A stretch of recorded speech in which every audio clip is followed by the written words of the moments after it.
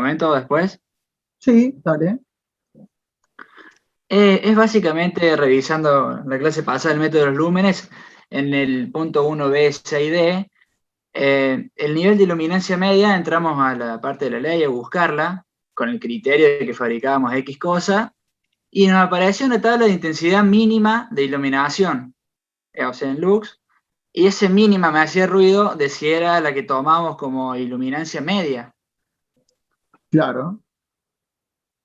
Perfecto. Y después para el paso siguiente, que era el tipo Pero, de lámpara, discúlpame, ¿sí? Gaspar. Lo que pasa es que en la tabla te dice iluminancia mínima o recomendada, o creo que da varios valores, ¿o no? Un intervalo. No, no, daba, en el caso nuestro daba un solo valor que era de 400, por ejemplo, y era iluminación en lux mínima, así se llamaba la columna, y un solo valor. Sí, Bien. en la que da un intervalo es para zonas generales, por ejemplo, no sé, depósito.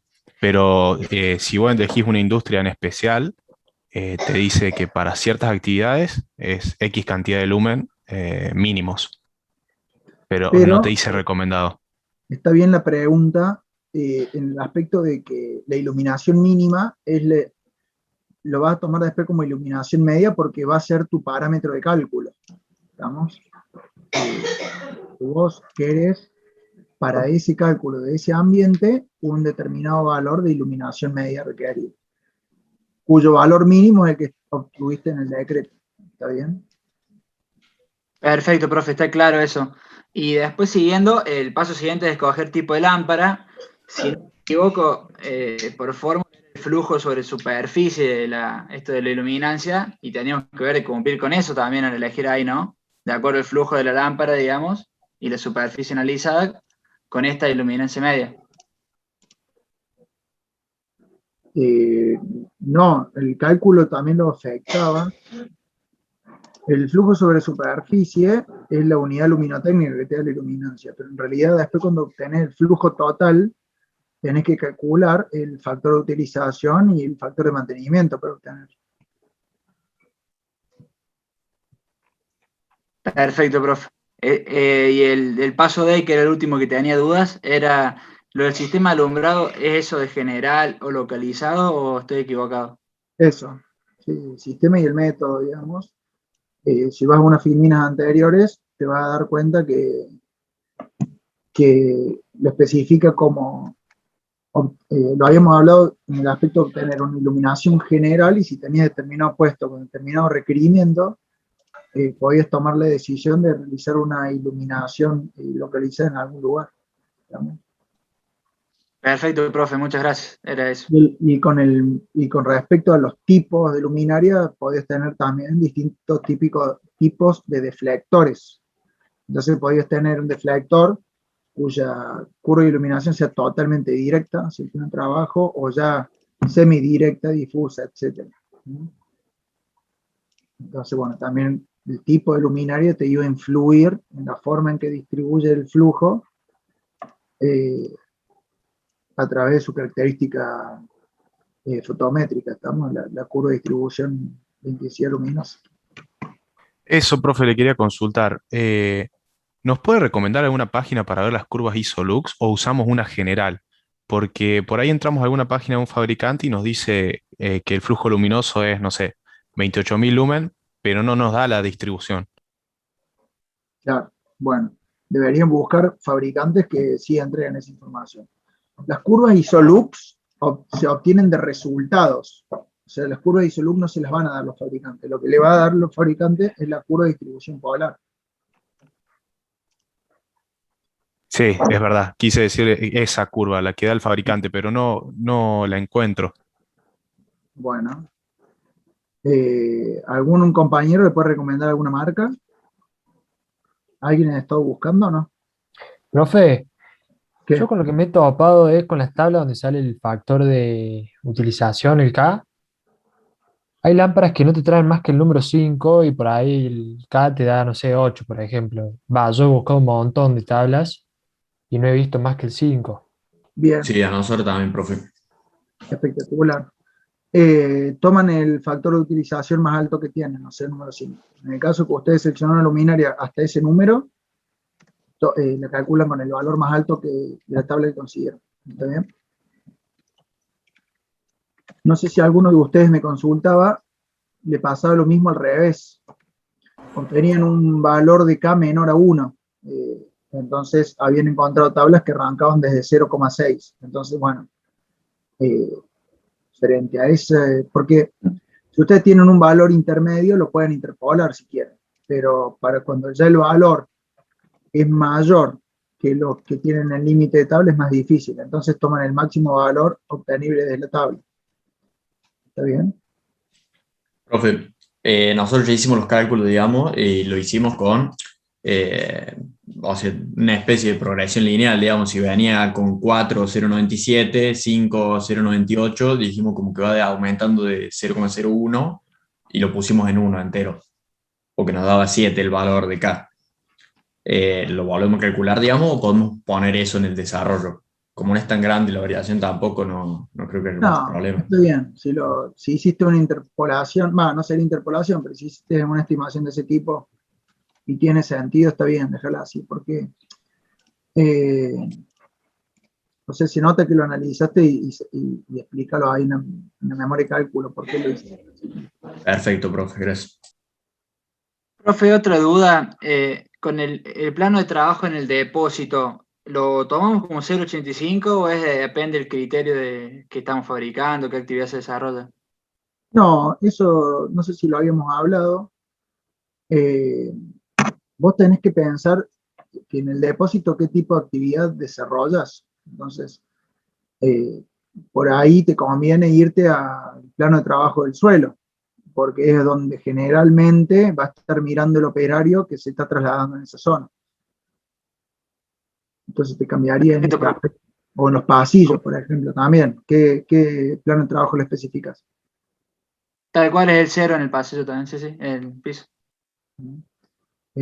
Porque es la peor condición que tenéis y lo que generalmente va a estar mirando el operario que se traslada ahí, porque hasta que llegue al rack y busque el pallet que le hace falta, etcétera, toda la operación previa la realizó un plano de trabajo de nivel 0, digamos. Entonces, por ahí es bastante sensato hacerlo así. Profe, una pregunta. Sí. Nosotros teníamos una duda en cuanto a las diferentes oficinas y salas, digamos, como áreas. Bien. A lo que son oficina administrativa, oficina de calidad, ¿nosotros podemos considerar que tenemos un techo a 2,40 metros, por ejemplo, de esas oficinas? ¿O tenemos que respetar el mismo techo de toda la nave, digamos? No. Está buenísima tu aclaración y si no lo han hecho, en el plano suyo estaba especificado una altura de planta. Sí, pero creo que no está la parte, digamos, de las oficinas. No.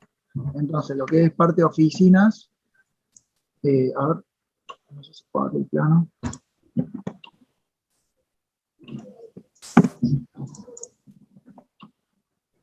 Un segundito.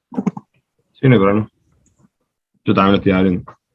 Bueno, cualquier cosa me lo comentas así. Cuando levanto el Zoom, anda leña la computadora, anda re lento. Entonces, por ahí me vas ayudando vos a distancia. No me acuerdo si era una pendiente del 2% del techo de planta y 6 metros, 7 metros de altura. No recuerdo. Ah, sí. Sí, eso sí, profe. Digamos, Y la caída que había, tenía es de 2%. claro. Y después había una área de un laboratorio o una sola de calidad y una área de oficinas del otro lado. Exacto. Sí, separada por un pasillo. Esas dos áreas tenían que especificar la altura del techo de ustedes. ¿Vamos? Ah, Entonces ok. ahí ya pueden jugar, cada uno de los grupos puede ir jugando con ese tema y definir alguno un techo a 3, otro techo a 5, lo que quieran hacer ahí, eso ya va a ser decisión suya y bueno, una vez que ustedes decidan eso, van a tener que calcular el sistema de iluminación para esa situación. Perfecto, profe. Muchas gracias. Perdón, Profe, ¿Sí? no sé cuáles son las áreas que podemos determinar la altura a criterio. Un segundito que me termine de abrir AutoCAD y se los puedo comentar. Así refresco la memoria.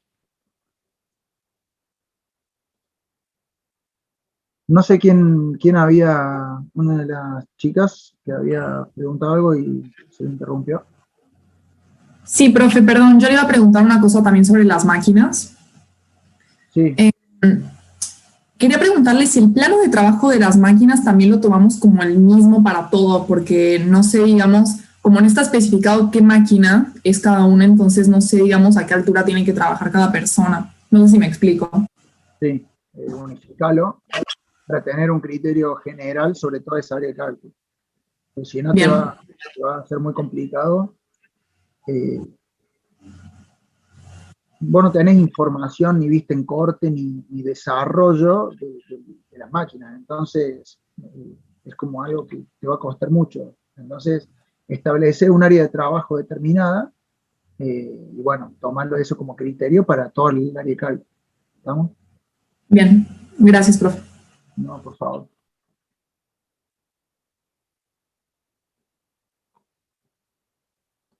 Bueno, si no hay alguna cosita más, creo que en 10 minutos más termina de levantar el AutoCAD y ya lo vemos. Profe, perdón, ¿le puedo hacer una última consulta? Ahí, un segundito. Claro, tenemos zona de oficinas y zona de control de calidad. Ustedes tienen como áreas de cálculo la zona de producción 1, perdón, no le estoy compartiendo la pantalla. Ahí estamos. Tenemos la zona de producción 1, la zona de producción 2 y la zona de depósito. Entonces, todas esas áreas las podemos tomar como la estructura de hormigón armado Astori a 7,5 metros con una pendiente de 2%. ¿Está bien? Y esta área de zona de control de calidad y zona de control de oficinas está inmersa en la misma nave industrial. ¿Está bien? Pero establezcanle ustedes una altura de techo determinada como considerando un cielo raso, porque si no están, es medio raro, digamos, una zona de oficina que tenga un techo a 7 metros de altura. ¿Estamos? Si alguien lo quiere definir a 7 metros, lo define. ¿Estamos? Pero ahí tienen la libertad total de establecer una altura de techo adecuada para esas áreas. Profe, nosotros nos metimos en la empresa, digamos, esto que tiene Astor Pi, y en la parte de la descripción dice que tiene que verse, o sea, mejorarse el tema de la luminaria y de la terminación.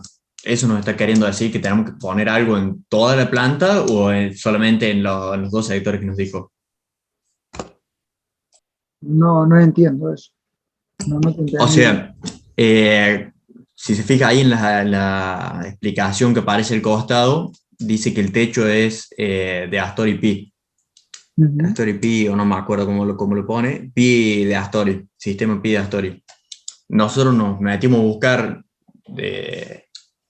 por curiosidad, digamos, en la empresa y aclara en las especificaciones del techo que se deben mejorar los aspectos de iluminación y terminado superficial, digámosle, del techo. Entonces la pregunta nuestra es si nosotros tendríamos que agregarle algo al techo, digamos, para mejorar la iluminación o lo dejamos como estamos y solamente en las dos áreas que nos dijo usted. No, para el caso puntual, tomen el nivel de, o sea, considerando la altura máxima que tienen de techo y la pendiente y todo, consideren bajo ese tipo de estructura la mínima altura que tienen y lo toman como plano, como plano límite de techo para cálculo. ¿Está bien? Perfecto. Y con Solamente respecto a las constantes, como dice que hay que mejorar el tema de la iluminación, ¿ponemos el más bajo o ponemos un intermedio? Porque es claro no, el por eso, hormigón. consideren ustedes algún tono de hormigón que pueda tener esa estructura de Astori y ahí van a tener los índices de reflexión de techo. Perfecto. Muchas gracias, profe. Probablemente no sea un techo claro, sino un techo de color, un tono medio. No sé si es el más oscuro que hay. ¿Estamos?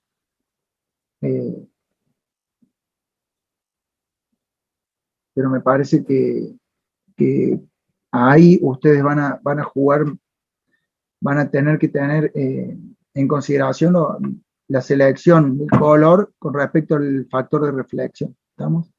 El factor de reflexión finalmente va a influir sobre el factor de utilización. ¿Estamos?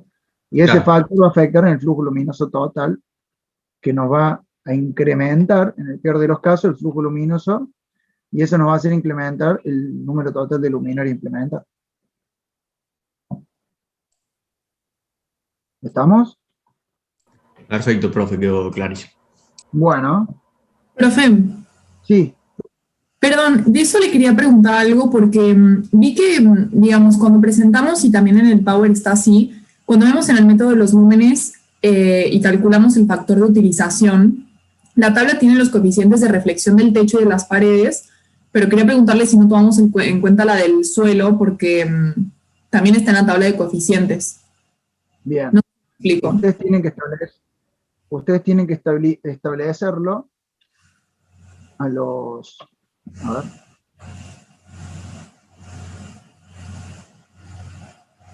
Está muy bien tu pregunta. Yo no se los mencioné a eso, pero ustedes los tienen que determinar el factor de reflexión del suelo. Un segundito, a ver si encuentro la figurina.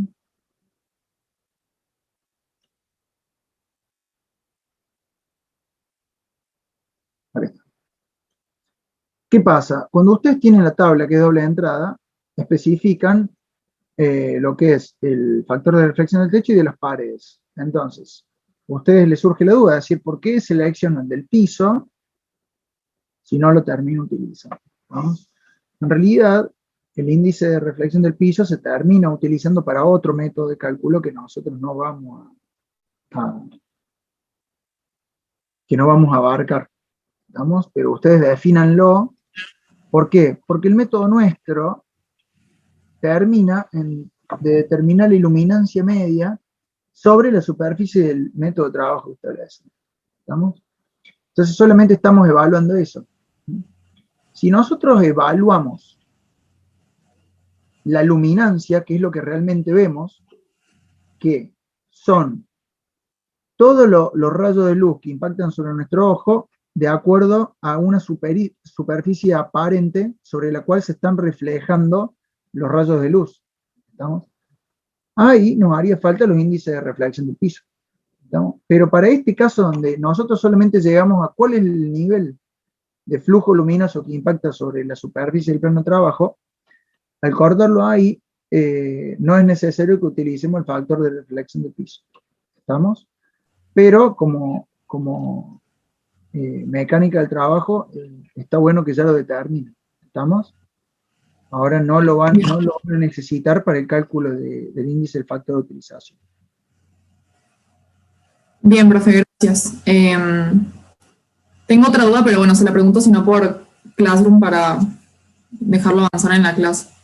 Dale, decime ahora y no sé si es muy largo de resolver, si no lo vemos ahora. Bueno, usted dígame, era porque cuando sacamos los ángulos, perdón, de los puntos de cálculo para los valores de iluminancia, según cada área, esos aparecen en el Power como ABCD, todo eso. Quería preguntarle si lo sacamos por trigonometría, estableciendo puntos en el piso, o cómo se hace para sacar esos puntos. Bien. Vos acá tenés desde la fuente de luz 1 a la fuente de luz 2, tenés una determinada distancia. ¿Estamos? Sí. Entonces acá lo que se hace es dividir en una X cantidad de puntos que te quede más o menos cómoda las distancias entre puntos. ¿Bien? Por ejemplo, acá se dividió en 8 puntos porque quedaba cómodo dividir cada 75 centímetros la distancia entre punto y punto. ¿Bien? ¿Pero eso depende de algo? No. ¿O cómo lo definimos según...? No, es una cantidad de puntos que te permita a vos evaluar a lo largo de toda esa trayectoria el nivel de iluminancia. ¿Estamos? Ah, bueno.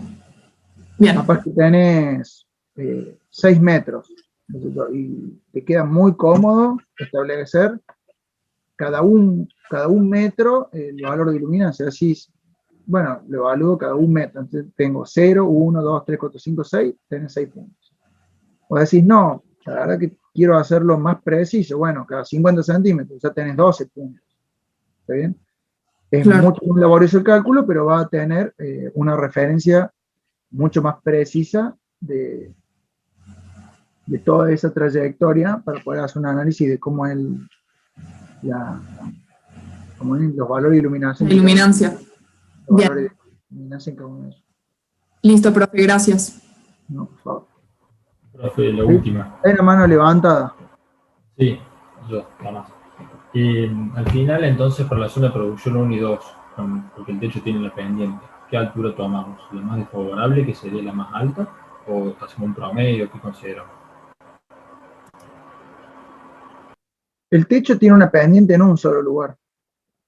Es a una sola agua, por lo que tengo entendido.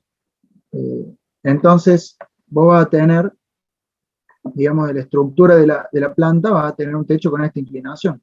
¿Digamos? Sí. La máxima altura a la que va a poder instalar luminarias es esta de acá. Esta altura, que la va a tener que tomar como plano de altura final de toda la planta, porque si vos decidieras instalar las luminarias a la máxima altura, cuando vayas realizando el cálculo para este lado, ya te quedarían por afuera del límite del techo. Perfecto. Perfecto. ¿Vamos? Gracias, profe. Bueno.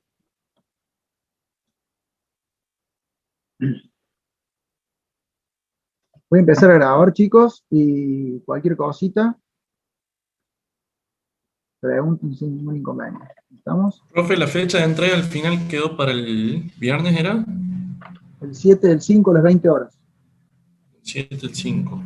Okay, okay. Nos quedan 2 semanas más todavía. No, sí. Una, profe. ¿Una semana más? Bueno. Estoy perdido unos días, perdón. Sería para el viernes que viene, entonces. Claro, estamos a miércoles. Les quedan 9 días. ¿Estamos?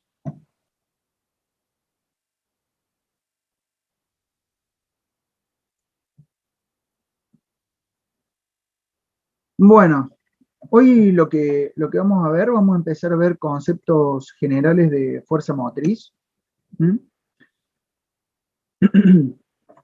Básicamente vamos a abarcar aspectos generales que tenemos que tener en cuenta o que se tienen en cuenta al iniciar un proyecto eléctrico. ¿Estamos? Lo que vamos a ir haciendo es avanzando hasta que podamos caracterizar por niveles de potencia la industria, y después vamos a ver qué posibilidades con respecto a la distribución interna de esa potencia podemos realizar de acuerdo a las características propias que tiene esta industria. ¿Estamos? Esto creo que ya lo habíamos visto para el proyecto de iluminación, un poco es comentar cuáles son los elementos componentes de un proyecto, donde básicamente vamos a tener una memoria descriptiva, donde vamos a informar cada una de las, primero, contextualizar cuál es la empresa, la ubicación, qué es lo que hace, y después ir avanzando en cada una de las soluciones, las decisiones técnicas que fuimos tomando en base al proyecto eléctrico sobre el cual estamos comentando. Asociado a esto va una memoria de cálculo, donde se justifican mediante cálculos numéricos cada uno de los valores por el cual llegué a esa solución adaptada. ¿Estamos? Cuando nosotros iniciamos un proyecto eléctrico, una de las primeras cosas, que es lo que le hemos pasado desde la cátedra, son los planos de ubicación de las maquinarias. ¿Estamos? ¿Ustedes ya tienen la distribución de potencia de las máquinas en el interior de la industria?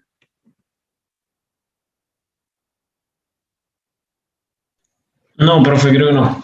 No, profe. ¿No? Bueno. Es una tablita de Excel donde relaciona el número de grupo y el tipo de maquinaria y dónde lo tienen que instalar. Eso lo voy a anotar.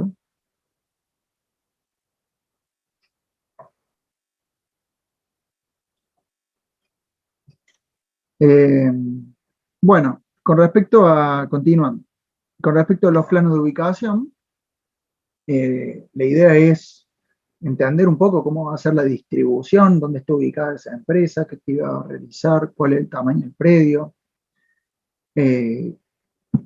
cómo va a ser estructuralmente la distribución interna, cómo va a ser su arquitectura, la vista en corte.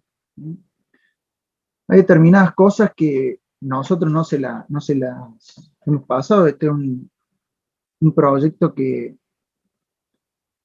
un proyecto sobre el cual nosotros le damos una planta, una esquema, una vista en layout básica, y ustedes van a trabajar sobre eso. Pero en la realidad se obtienen planos de detalle, vista en corte del diseño arquitectónico de la misma, de cada una de las áreas, una distribución de los layouts, de la distribución física que va a tener el proceso productivo, sobre el cual estamos teniendo en cuenta en el interior de esa industria. Y a su vez también, como planos de detalle, son muy importantes para el desarrollo del proyecto saber las características particulares de determinados equipamientos o de determinadas instalaciones.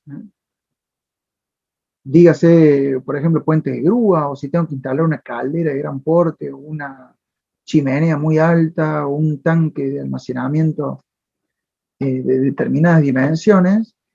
Eso me va a afectar la forma en que yo desarrolle mi proyecto eléctrico, porque probablemente si no tuviera en cuenta o no tengo en cuenta ese tipo de equipamiento, lo podría realizar de una forma y bajo esas condiciones debo realizar las instalaciones de otra forma. Entonces es muy importante ver todas esas obstrucciones o condiciones particulares. Otra cosa a tener en cuenta son los planes de expansión de la industria. ¿Por qué? Porque nos permite a nosotros realizar una estimación inicial de hacia dónde van las futuras inversiones de esta empresa. Si yo desarrollo un proyecto eléctrico sin margen operativo, sin niveles de reserva técnica, en los que no tengo posibilidad de crecimiento, y a través de los planes de expansión, no sé si alguna vez han escuchado lo que se denomina master plan, está pensado instalar otra nave de iguales características al lado de la primera, y yo ya no tengo contemplada esa situación. El día que ese proyecto se haga efectivo, digamos, voy a tener que reconstruir o rediseñar todo mi sistema eléctrico, debido a que de momento inicial no tuve en cuenta estas situaciones. Entonces, es muy importante. También puede ser a nivel solamente de una sola nave, los planes de expansión en ampliación de capacidad de las líneas, o arrancar con una línea vieja y después realizar toda una actualización tecnológica sobre la misma, que me permita duplicar, triplicar la capacidad, etc. Entonces, todos esos aspectos que ya estén considerados de antemano para que el sistema eléctrico sea lo más flexible posible y no afectar el funcionamiento en el momento que eso se ponga en marcha. Los aspectos principales que tenemos que tener en cuenta van a ser que la instalación sea lo más flexible posible. O sea, acá no están en orden, pero el aspecto principal es una cuestión de confiabilidad. ¿Por qué? Porque la confiabilidad lo que me da es la seguridad del suministro frente a determinadas contingencias. Entonces, es muy importante evaluar cuáles son las consecuencias si yo tengo sucesivos cortes y los costos asociados que tengo debido a esos cortes por falta de suministro eléctrico. ¿Estamos?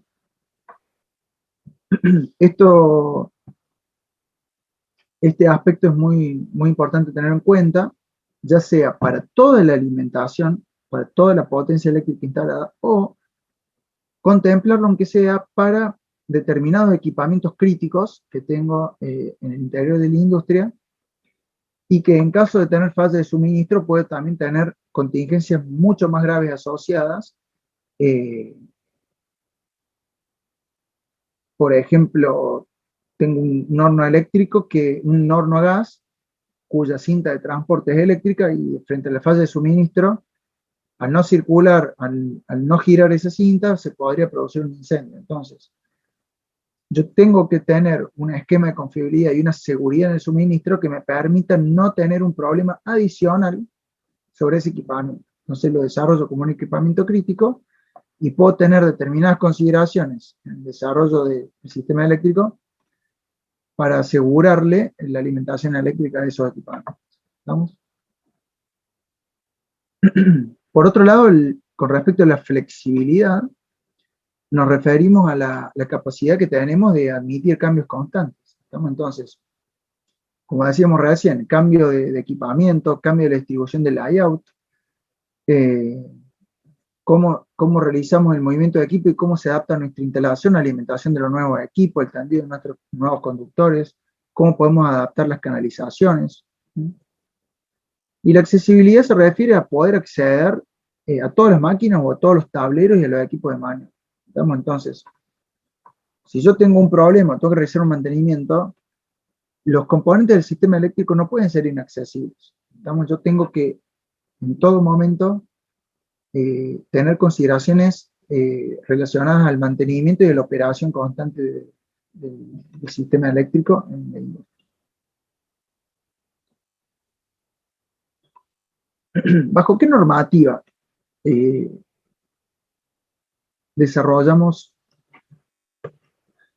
nos guiamos para tomar como referencia en el desarrollo de cada uno de los cálculos o no sé, determinados consideraciones de cálculo, o cómo vamos a realizar las canalizaciones, cómo vamos a calcular protecciones, cómo calcular los cables? Todas esas consideraciones las tenemos que guiar en base a normativas. Desde la puerta para afuera de la industria, ya son proyectos que están fuera de la línea municipal de ese terreno, y son instalaciones que ya pertenecen a la vía pública. Esto nosotros no lo vamos a ver, pero a nivel comentario son todas normativas que está aprobada por el ente regulador de servicios públicos del ARCEP. Entonces, en caso que tengamos que desarrollar un proyecto que va a estar sobre la vía pública, tenemos que guiarnos en normativa que está aprobada por el ARCEP. Cuando tenemos instalaciones internas, que es todo interno a nuestra instalación, donde ya yo soy totalmente el responsable, el límite de responsabilidad de la distribuidora ya se acaba desde el punto de medición en adelante, nos guiamos por distintas normativas que apruebe o ese municipio o la distribuidora que opera en esa zona. ¿Estamos? Acá nombro algunas de las normativas de la Asociación Electrotécnica Argentina, y como comentario, lo que nos da una guía a nivel de cálculo general es la AEA 9364, que son toda la reglamentación que establece para ejecución de instalaciones eléctricas en el interior de los inmuebles. ¿Estamos? Después también tenemos la Asociación Electrotécnica Argentina. Es una asociación, es no gubernamental, y ellos no tienen carácter normativo. ¿Estamos? Ellos emiten reglamentaciones, que serían como recomendaciones para la realización de instalaciones.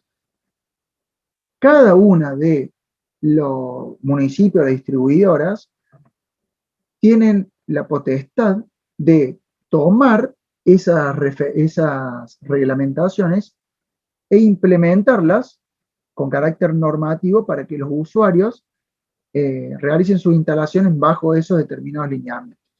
¿Está bien?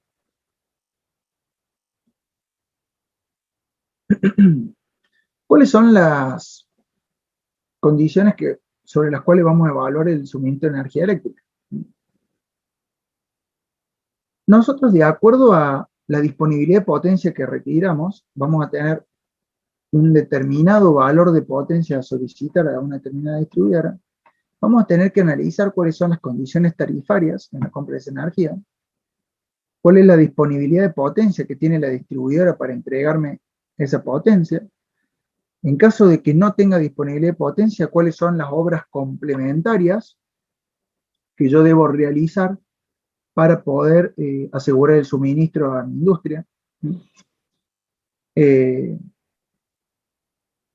Por ejemplo, ahí en el primer punto dice instalaciones eléctricas en inmediaciones, ¿no? Yo tengo que definir cuál es el punto de mi suministro de energía. ¿Estamos? Ahora, eso no es lo único que interesa. Si yo veo que en el frente de mi terreno, donde voy a implantar mi industria, o donde este cliente va a implantar su industria, está pasando una línea eléctrica, no me asegura que voy a tener disponibilidad de potencia, porque puede ser que haya una línea, un electroducto pasante ahí al frente de mi terreno, pero cuando voy a la distribuidora a solicitar determinado esquema valor de potencia, ellos no me pueden asegurar esa disponibilidad sobre esa línea. Entonces, por ahí no hay que dar por hecho que si yo tengo instalaciones eléctricas en inmediaciones, tengo asegurado mi punto de suministro por parte de la distribuidora. ¿Está bien? ¿Qué pasa? Hay un montón de proyectos en los cuales en estados iniciales esto no se tuvo en cuenta, y yo me encuentro con una problemática muy grave en el momento de poder implementar de que esté todo terminado para ponerlo en marcha, y que en el momento de realizar la puesta en marcha de la empresa nos encontramos con que este tema no está solucionado, y la inversión a realizar por parte de la empresa para asegurar un suministro eléctrico puede llegar a ser, en ese caso, tan costoso que si se hubiera analizado en un momento inicial, la factibilidad del proyecto no era posible. ¿Estamos? También tenemos que ver cuáles son las condiciones de entrega de energía por parte de la distribuidora o a quien yo le esté comprando energía. Y también si esa forma en la que yo voy a recibir energía me asegura a mí una garantía de suministro frente a determinadas contingencias. ¿Estamos? También otras cuestiones es que si yo me encuentro en un punto muy final de la línea, puedo tener variaciones de tensión muy altas que me jueguen en contra a la seguridad de las maquinarias, y que no pueda llevar, digamos, esa variación de tensión pueden producir daño en las maquinarias o pequeñas variaciones sobre elementos muy sensibles, afectarme al funcionamiento de componentes que requieren una buena calidad de suministro.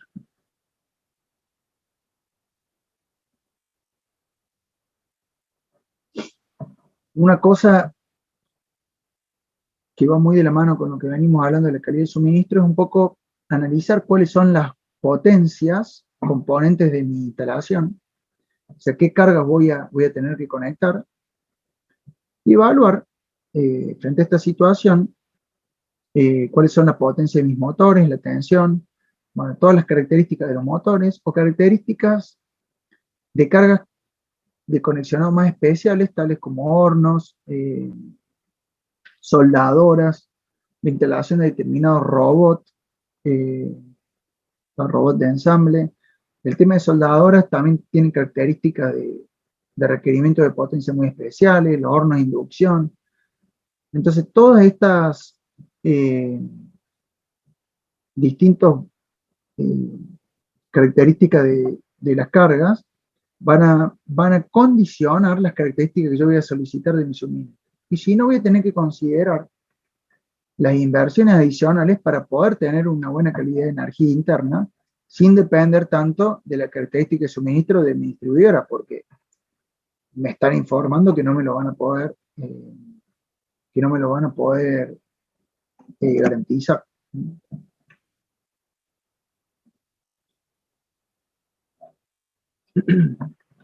Una vez que nosotros determinamos cuál es la potencia y todas las características de suministro que vamos a tener, vamos a ir a solicitar ese suministro, realizar la compra de energía a una determinada distribuidora. ¿Estamos? Hay dos formas de realizar la compra de la energía. Si nosotros tenemos un determinado requerimiento de potencia, podemos, y esa potencia es muy elevada, nosotros podemos cerrar contrato de compra de energía con una empresa generadora, directamente.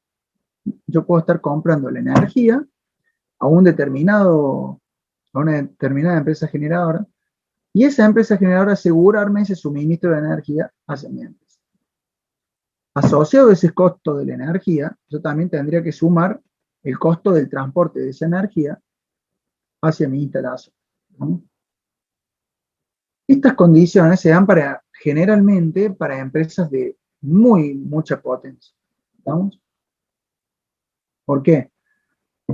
Porque todo esto, hay toda una cuestión tanto contable, comercial, como cuestiones técnicas con respecto al suministro, que a empresas de baja potencia no se justifica, digamos, eh, la realización de esta inversión. Eso por un lado.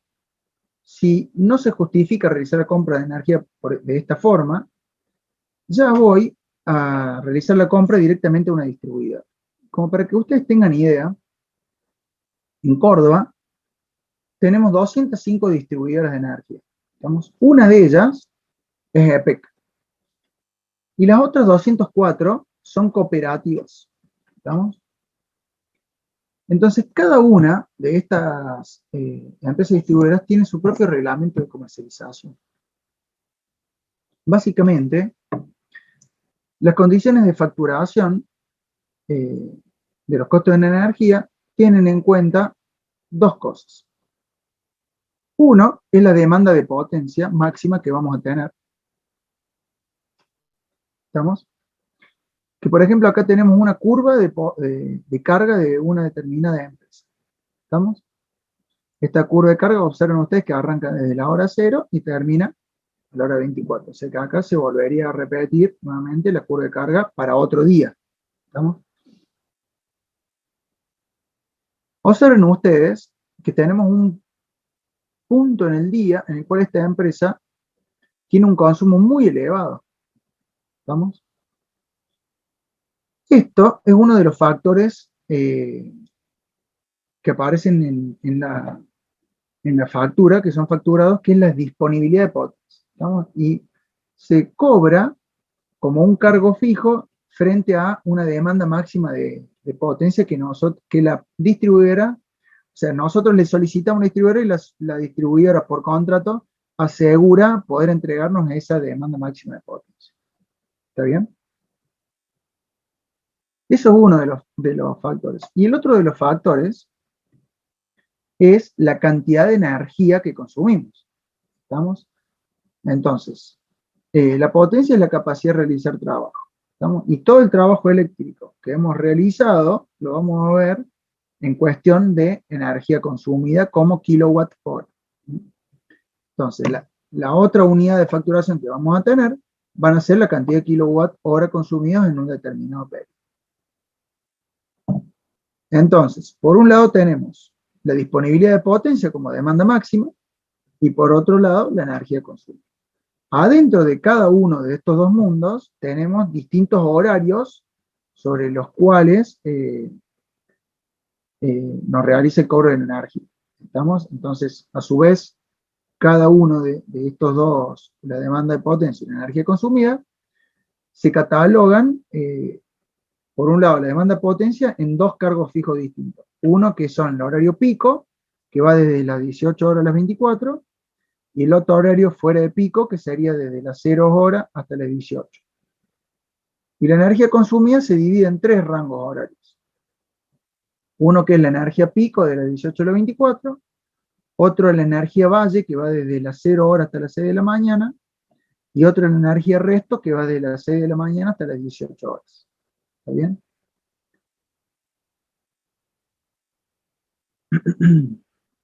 Si nosotros analizamos esta curva de carga, podemos calcular dos valores que nos determinan dos factores determinados que nos permiten determinar un nivel de eficiencia de nuestra instalación. Uno de ellos, el factor de demanda. El factor de demanda es la máxima potencia que consumimos relacionado a la potencia instalada que yo tengo en mi parque industrial. Entonces, para esta industria yo tengo una potencia instalada de 750 kilowatts, pero no están todos los motores conectados a máxima potencia, todos a la misma vez, sino que por cuestiones de ese proceso productivo, hay algunos motores que están funcionando en algún momento y otros motores que están funcionando en otro momento y otras máquinas que están funcionando en otro momento, etc. Y eso nos da una demanda máxima de potencia de 480 kilos. Entonces, si nosotros relacionamos esa demanda máxima sobre la potencia instalada, vamos a obtener el factor de demanda. ¿Estamos? Es un factor que relaciona cuánto de esa potencia instalada estamos solicitando en la demanda máxima. Por otro lado, observen acá que tenemos, en base a esta curva, realizamos una curva de demanda media. Entonces, si nosotros relacionamos la demanda media con respecto a la demanda máxima que hicimos en este punto, casi estamos obteniendo lo que se denomina factor de carga. Mientras más cercano a 1 sea ese factor de carga, más eficiente es el uso que estoy realizando de la energía en mi instalación. ¿Está bien? ¿Por qué? Porque mientras más bajo sea mi factor de carga, va a significar que mi curva es lo más puntiaguda o más,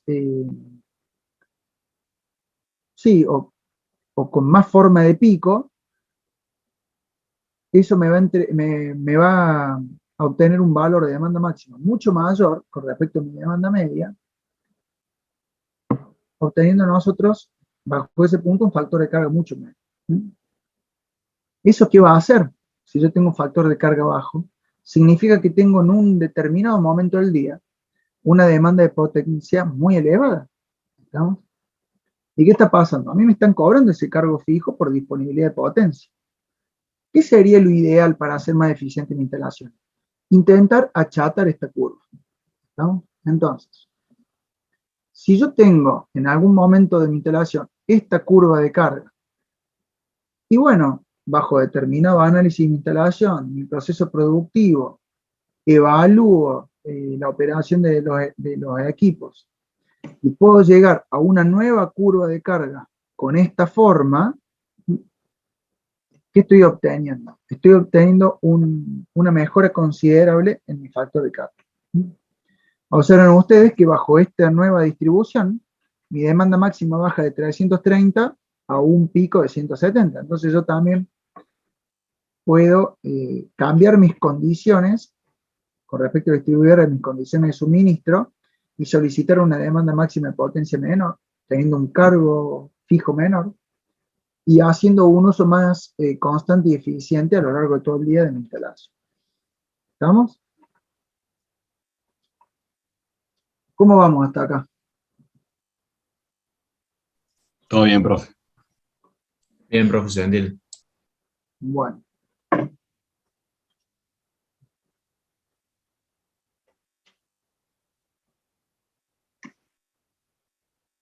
Estos aspectos generales que venimos viendo con respecto a la curva de carga, todo,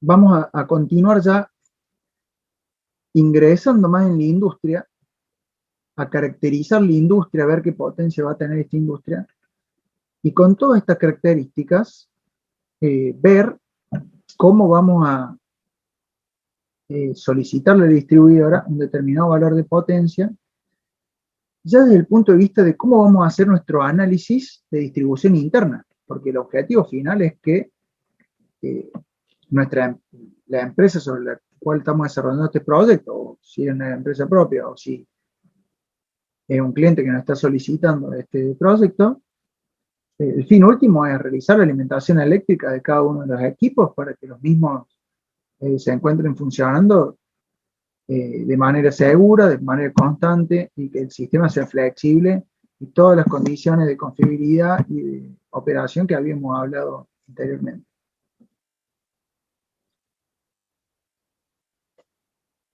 Con respecto a los aspectos básicos a considerar, tenemos que analizar cuál es la actividad específica de esta industria. Me espera un segundito, voy a buscar un vaso de agua porque me estoy por quedar sin voz. Espérenme un segundo, chicos.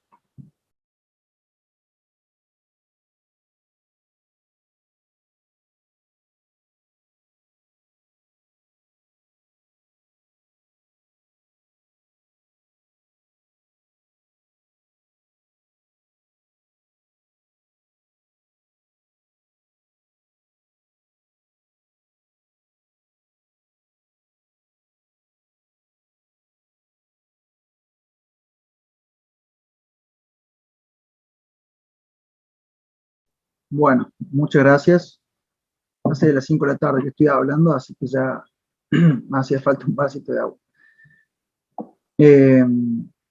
Con respecto a la instalación de fuerza motriz, bueno, tenemos que iniciar cuáles son las características de mi empresa, cuáles son las características de la rama industrial sobre la que estoy tratando, y eso nos va a definir determinadas características de servicio. No va a ser lo mismo que yo esté desarrollándome o realizando un proyecto para una empresa de granos, donde la instalación eléctrica deben tener determinadas condiciones, o si es una empresa donde va a manipular muchos elementos volátiles,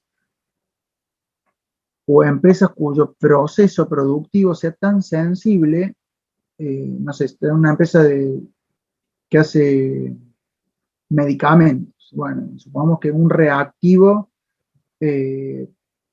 luego de determinado tiempo de no proveer esa energía, tengo que tirar ese producto. Entonces es tan crítico que yo voy a tener determinadas condiciones de instalación que para otro tipo de ramas industriales no le daría tanta importancia a un corte en el suministro de energía. ¿Está bien? Básicamente el suministro de energía lo vamos a encarar, vamos a abarcarlo desde el lado de la fuerza motriz, como toda la alimentación a cargas finales que tengan que ver con equipos de fuerza motriz, equipamientos, digamos, de proceso o de servicios que abastecen ese proceso. Y por otro lado, el sistema de iluminación, sobre el cual ustedes ya arrancaron a hacer el trabajo, bueno, es clave para tanto la operación de los usuarios de la instalación, como también para el mismo mantenimiento o visualización del proceso. Acá solamente vamos a abarcar el aspecto de alimentación de los equipamientos. Después, cada uno de los equipamientos o las líneas de producción van a tener asociado, junto con la alimentación de fuerza motriz, todo un sistema de control o automatización. ¿Estamos? Nosotros no vamos a abarcar eso porque no es directamente otra rama y también no nos daría el tiempo físico para poder abarcar todos estos temas. Profe, una consulta. Antes hablaba de lo de expansión, por ejemplo, si se pensara en agregar otra máquina o algo, tampoco lo consideramos en este ítem. ¿En este ítem cómo? En lo de fuerza motriz o con las máquinas que haya que alimentar, solo lo que nos den ese dato, nos quedamos con ese, digo. No agregamos algo de seguridad, por así llamarle. Bien.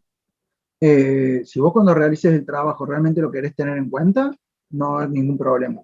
Está bueno y lo especificas, digamos, en memoria descriptiva. Pero va a ser como un criterio personal tuyo. ¿Estamos?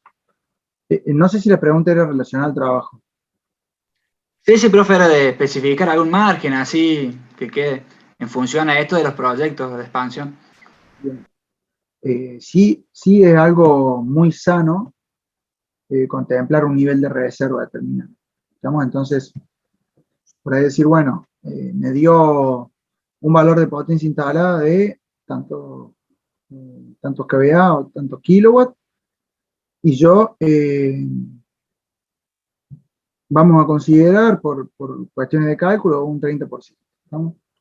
Nosotros no le requerimos eso, no le solicitamos eso, por una cuestión de que, como ustedes ya están estimando muchas cosas, si ponen la potencia en juego, después pueden ir arrastrando, digamos, más estimaciones aguas abajo, ¿no?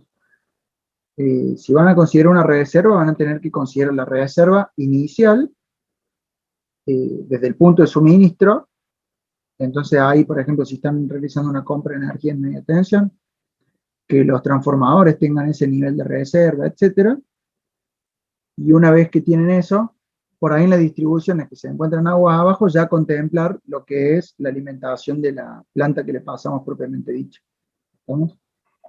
Ahora, en un caso real, sí se analiza todo esto. Probablemente no se haga la inversión todo de una sola vez, pero se deje hasta los espacios para la obra civil, para la instalación de nuevos transformadores, para la instalación de nuevas celdas, para la instalación de nuevos tableros de alimentación. Se dejan canales de cables ya premoldeados a lo largo de la industria para la instalación de la otra nave. Entonces, como todas determinadas cuestiones que se van evaluando inicialmente, contemplando que de acá a un mediano o largo plazo va a haber una gran inversión futura, que eso es variable, ¿no? Porque depende también cómo le va a hacer la empresa.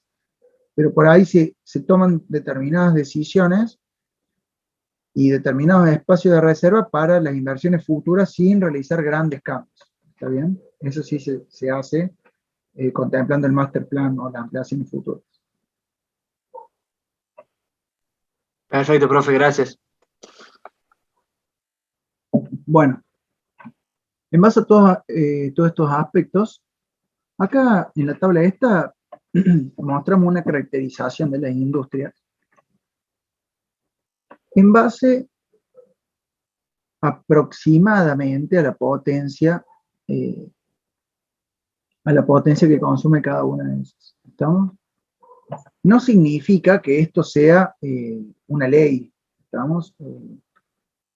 Es una forma de poder clasificarlas, así como por ahí se clasifican las pymes por cantidad de empleados, o ya pasamos a ser una SRL después de tantos empleados, o pasamos a ser una sociedad anónima después de tan... Bueno, esa caracterización que se suele realizar o por cantidad de personas, o qué es lo que define una pequeña, mediana o grande empresa, acá la estamos haciendo a nivel de potencia.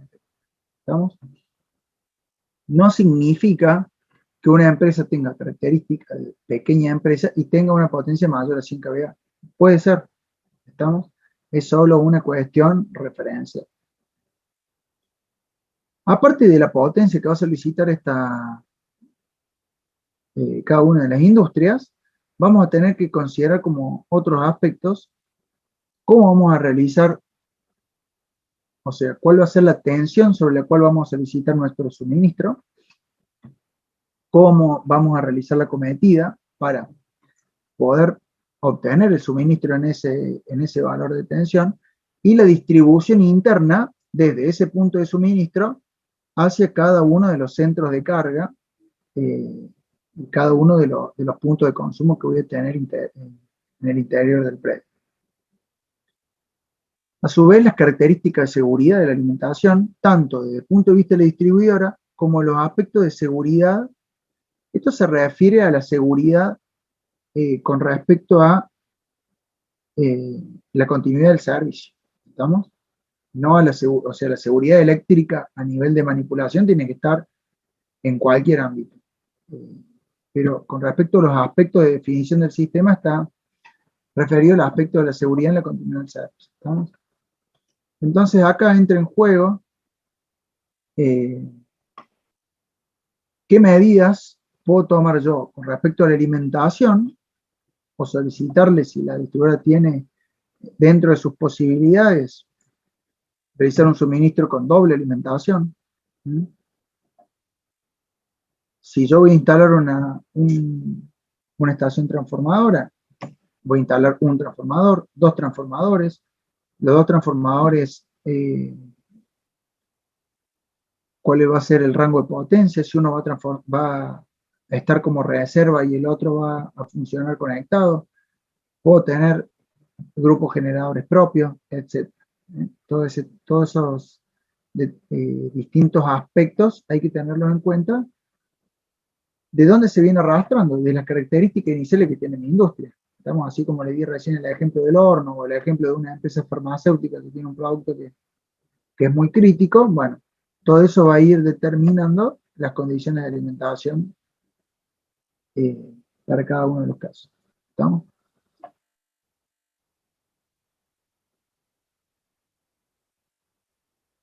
¿Cuáles son los tipos de carga que me voy a encontrar?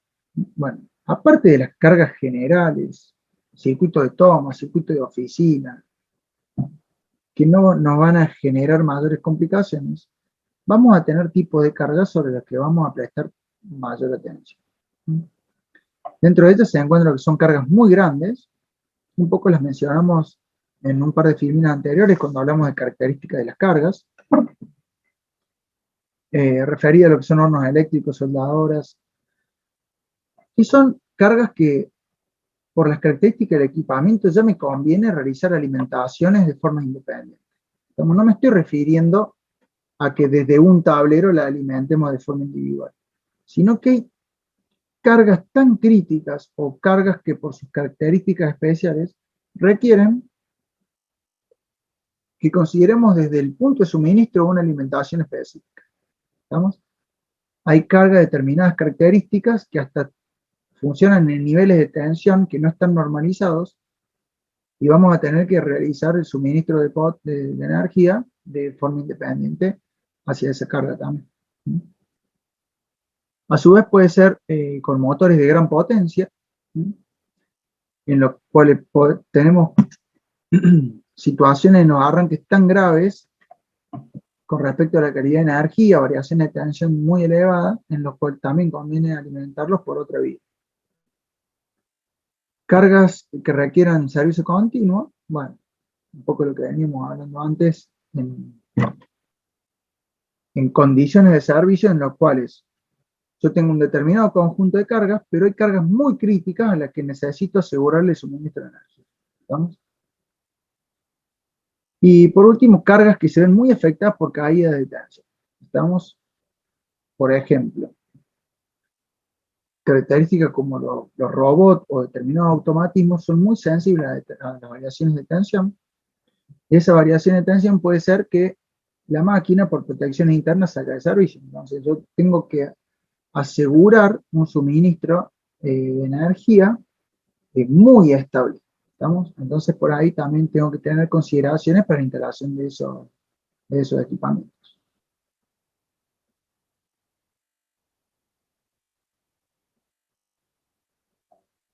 Gaspar, los aire acondicionados, como hablando de aire acondicionado a nivel domiciliario o cosas así, uno diseña circuitos especiales para esa alimentación. ¿Estamos? Acá lo que estamos hablando de cargas de potencia o características de instalación tan especiales en las cuales yo puedo tomar hasta la decisión de tener suministros independientes. O sea, un suministro para alimentación de carga general de toda mi industria y un suministro para alimentación de un horno inducción especial que consume un nivel de energía tan elevado que decido tener todo un sistema eléctrico específico para ese tipo de equipamiento. ¿Vamos? Y viene un poco por ese lado. Después, uno puede realizar las distribuciones de forma independiente, independientemente del valor de potencia, de acuerdo a su criterio. ¿Estamos?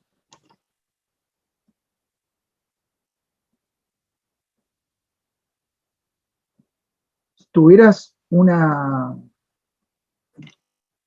empresa que necesita un sistema de refrigeración o enfriamiento de una magnitud tal y cuyo consumo de potencia sea totalmente determinante en tu industria, podría ser el caso en donde ya tomen la decisión, digamos, de también incluirlo como un tipo de carga muy especial, en la cual ya te cambie tu condición de suministro sobre ese tipo de carga. ¿Cómo vamos a a definir la tensión de alimentación de mi industria. Bueno, básicamente los aspectos de seguridad que venimos mencionando con respecto a la continuidad del servicio, tenemos que tener en cuenta los requisitos de la carga, porque en general puedo tener todas cargas que sea necesario alimentarlas en baja tensión, pero si tengo cargas con motores especiales que vienen por su potencia para alimentarlo en 3300 volts, y bueno, eso me va a condicionar las características de suministro a las que yo le voy a requerir distribuidora la alimentación, ¿no? Analizar el costo de la energía. ¿Por qué? Si yo decido cambiar mi condición de suministro por cuestiones de potencia y por todas las cuestiones que venimos viendo, y solicitar en vez de baja tensión, solicitar un suministro de media tensión, la distribuidora me va a entregar la energía en media, y yo internamente, para poder hacer uso de la misma, voy a tener que tener mi propia estación transformadora. El límite de responsabilidad de la distribuidora y de nuestra instalación, de la industria propiamente dicha, el límite privado, arranca luego del punto de medición. ¿Estamos? Entonces, como yo voy a tener que hacer mantenimiento, uso y operación de esa estación transformadora, no se va a hacer cargo del mantenimiento de la distribuidora, yo accedo a ese nivel de compra favorecido por un costo de la energía menor.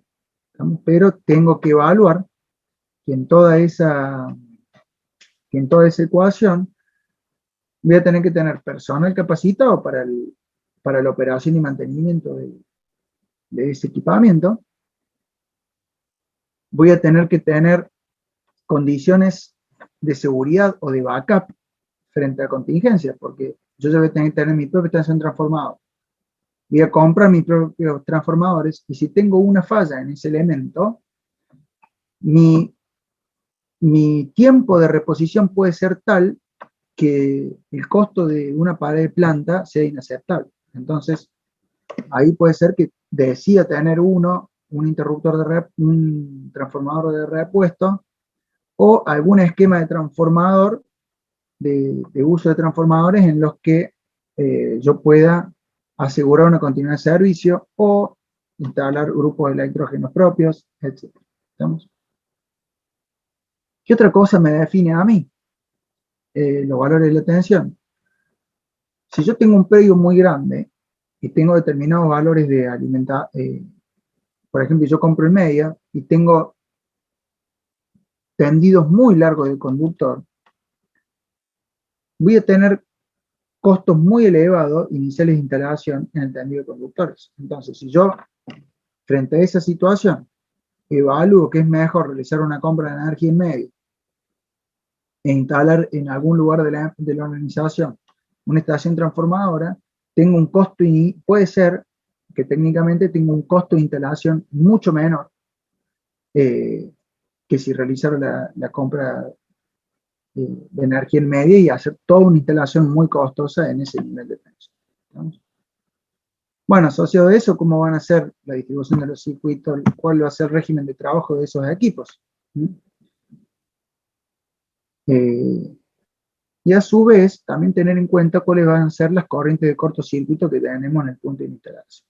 Entonces, de acuerdo a las potencias en juego, voy a tener determinados valores de corriente de corto y determinadas condiciones para la instalación de esos equipamientos. Entonces también son todos aspectos que me van condicionando y pueden hacer que tome la decisión o solicitar a la distribuidora realizar la compra de energía en un nivel de tensión distinto. ¿Estamos?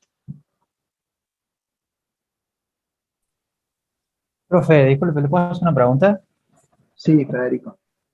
Con respecto a la preliminar anterior, digamos, no, la anterior, con el tema de las caídas de tensión en equipamiento, digamos, de voltaje ahí, ¿cómo se hace, por ejemplo, cuando un equipo, digamos, que tiene sensores programados con PLC, esas caídas de tensión, digamos, a veces le programan. ¿Y cómo se hace eso, digamos? ¿Se hace a través de algún tablero, con un protector de sobretensión? ¿O cómo se hace para que no pase esas cosas? Sí, generalmente vos tenés una alimentación general al equipo electrónico, y ese equipo electrónico tiene una fuente de alimentación. ¿Está bien? Entonces, la fuente de alimentación lo que hace es recibir un valor de tensión en un rango lo más amplio posible y entregar una tensión muy estable de corriente continua aguas abajo. Entonces, con esa tensión, que en mi industria generalmente está normalizada a 24 volts,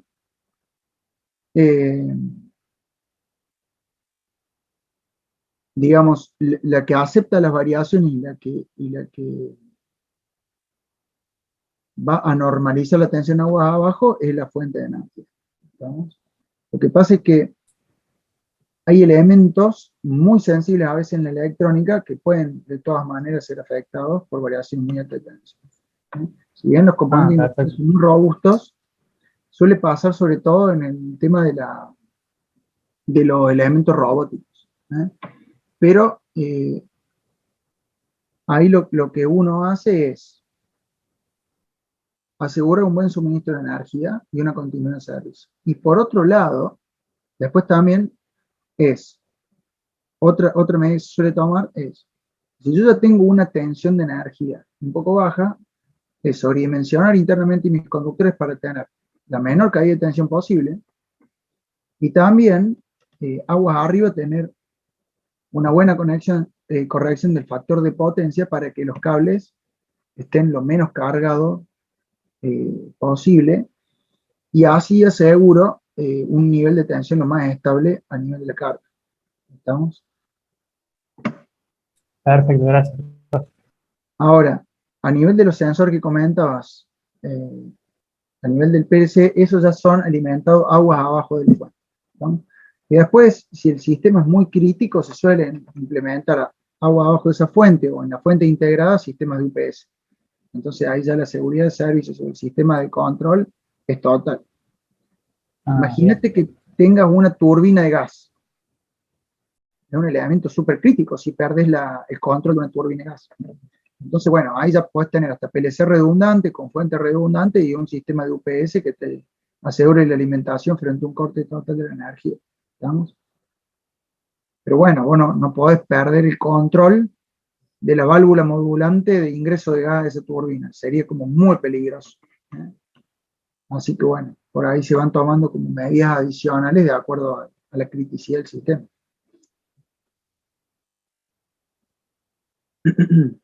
No sé si te respondí o te hice mal día. No, sí, está perfecto, profe. Muchas gracias. Hay muchas formas, por eso te mencioné algunas cosas que se suelen hacer, pero habría que ver cada equipo y cuál es el requerimiento de cada equipo.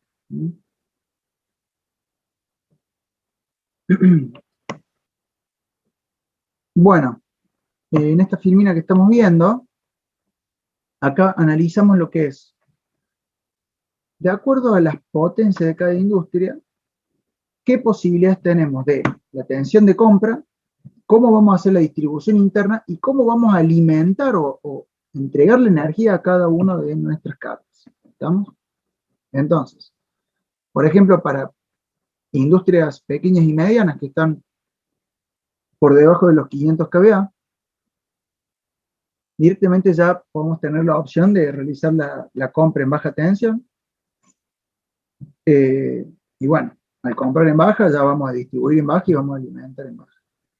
Cuando ya nos encontramos en alguna potencia un poco más grande, nosotros, por ejemplo, en la distribuidora la mayoría distribuidora de Córdoba, arriba de 300 kilowatts de potencia, ya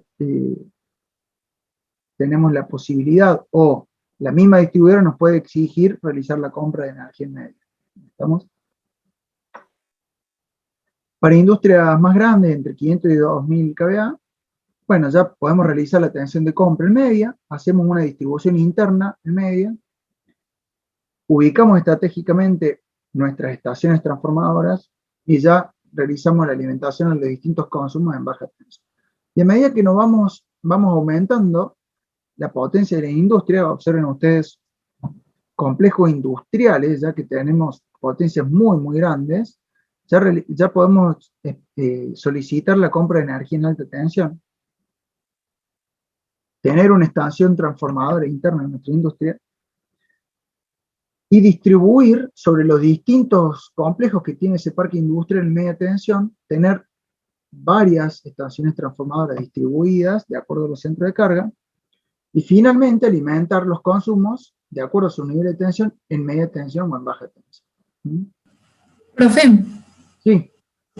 Perdón, disculpe, ¿me podría explicar la diferencia entre la tensión de consumo y de compra? No, perdón, de compra y de distribución, porque no me quedó muy claro.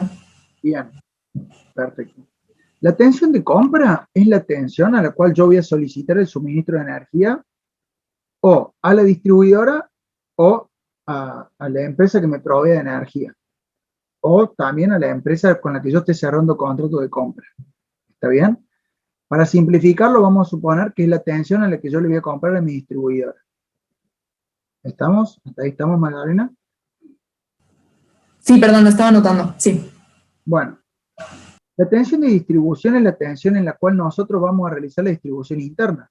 Puede ser que si una empresa es mediana o una empresa grande, nosotros realizamos el suministro, una pequeña distribución hasta la ubicación que nosotros definamos nuestra estación transformadora o nuestras estaciones transformadoras. Pueden ser una o varias. Y desde esos puntos yo ya realizo las alimentaciones directas a las tensiones de consumo. Si bien acá está generalizado, puedo realizar subdistribuciones en baja tensión, desde tableros generales a otros tableros seccionales. Pero está generalizado de esta forma. No sé si se termina de interpretar. Sí, o sea, la de consumo sería la total, por así decirlo. La de consumo es la tensión a la que terminás alimentando o suministrando la energía a un determinado equipamiento. Ah, listo. Ya está, profe, gracias. Sí. Distribución es desde tu punto de suministro hasta los distintos centros de carga. ¿Estamos? Y desde esos centros de carga ya realizar la alimentación a los consumos particulares. Perfecto, gracias. Profe, ¿Sí? ¿qué ejemplo de equipamiento puede haber que consuma, que funcione en media tensión? Y hay motores, por ejemplo, motores de cargas muy grandes que por la potencia que tienen, ya directamente solicitan ser conectados a tensiones mayores, por ejemplo 3,3 o 6,6 kilovolts. Ahí tendré un ejemplo de consumo en media tensión. Arriba de 1000 volts vos ya tenés media tensión. ¿No? Y es una tensión especial por la cual vas a tener que instalar transformadores específicos para alimentación de esas cargas. Bien, profe. Perfecto. Mira, para cerrarte con un ejemplo, la empresa El Acor, que hace los helados de Grido, eh,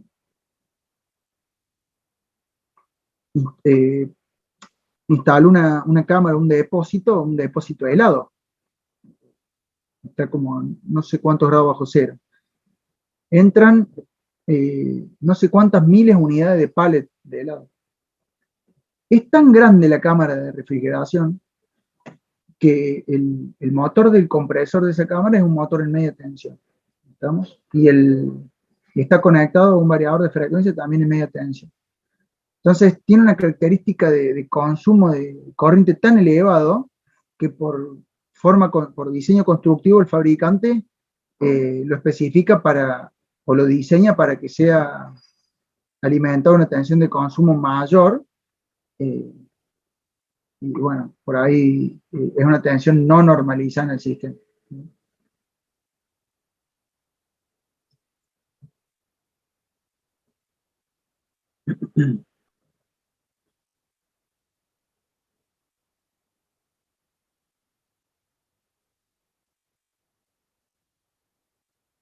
Vamos a cortar acá, chicos, porque yo pensaba que veamos los sistemas de distribución, pero se nos va a ir bastante largo, ¿estamos?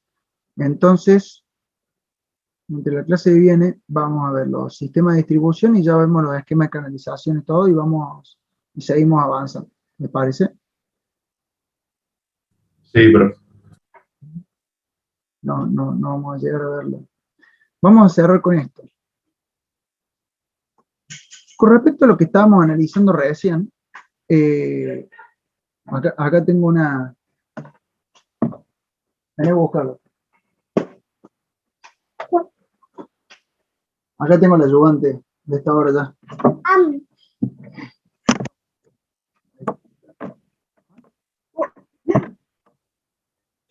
Bueno, con respecto a los esquemas de distribución que estábamos comentando recién,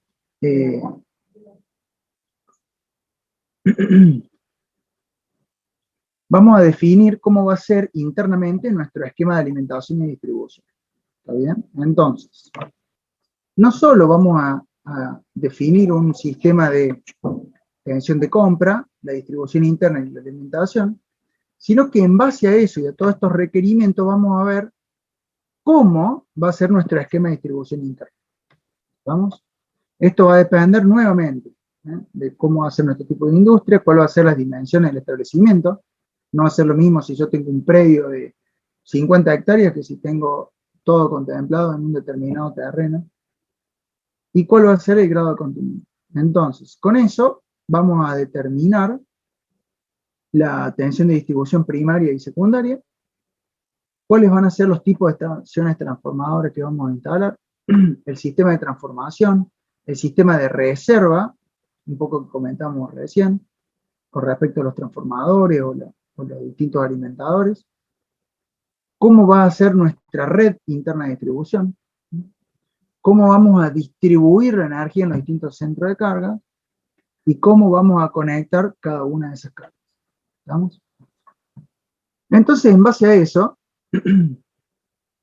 vamos a tener caracterizadas nuestras industrias. Me quedo 10 minutitos más y tratamos de avanzar con los esquemas básicos. En base a eso vamos a tener una empresa pequeña o mediana, no va a tener un requerimiento de continuidad tan grande o va a solucionar su requerimiento de continuidad, posiblemente con un generador propio, etc. Entonces, bajo el esquema más básico que vamos a tener, va a ser una alimentación en baja tensión. Acá, este símbolo que aparece es el punto de medición que tenemos, y esta línea de trazos indica el límite de responsabilidad desde la distribuidora de la red pública o aguas abajo, la alimentación hacia la alimentación hacia el tablero principal, y aguas abajo cada una de las cargas o los centros de carga que tenemos internamente. ¿Está bien? Acá, ¿por qué decimos que este es el esquema más simple? Porque no tenemos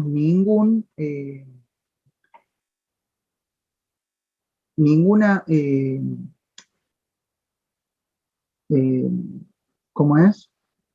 Ninguna solución o ninguna factibilidad de continuidad de servicio frente a alguna contingencia. Si tenemos un corte de energía de parte de la distribuidora, nosotros nos quedamos sin ninguna posibilidad de poder seguir alimentando cada una de nuestras cargas. ¿Estamos?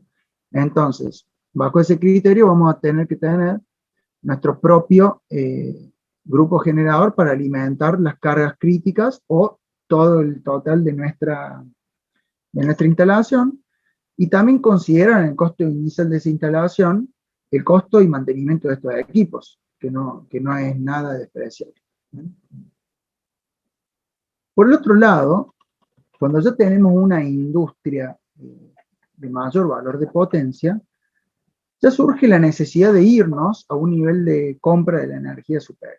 Entonces, en este caso, estamos viendo que, desde el punto de vista de la distribuidora, tenemos alimentadores en media tensión.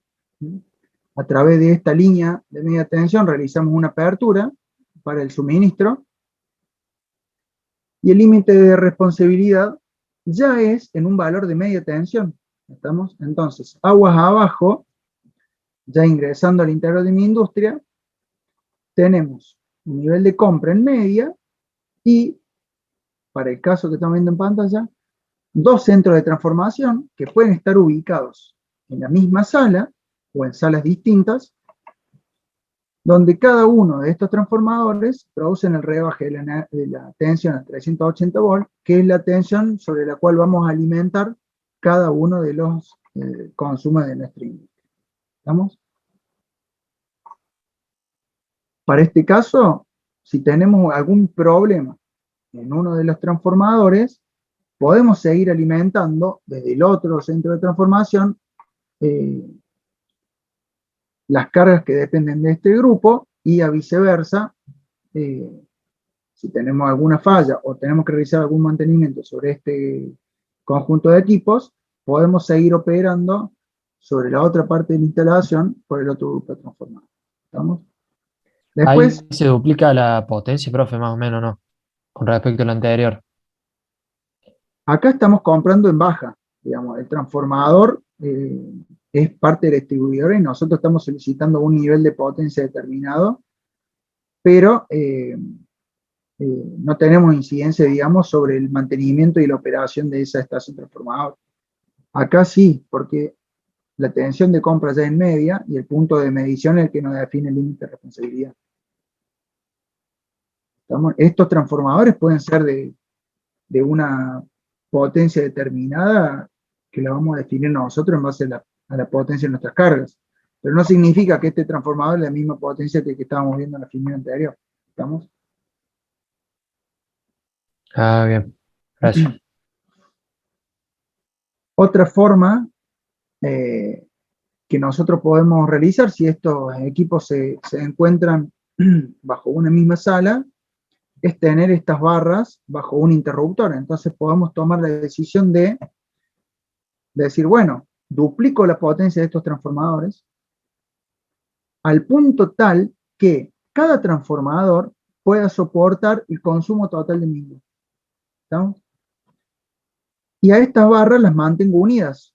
Entonces, puede ser que los dos transformadores se encuentren trabajando de forma constante el 50%, y si yo tengo un problema o tengo que realizar mantenimiento en uno de ellos, produzco la apertura de las protecciones, puedo realizar mantenimiento, pero yo aseguro el suministro de energía de toda la potencia de toda la planta.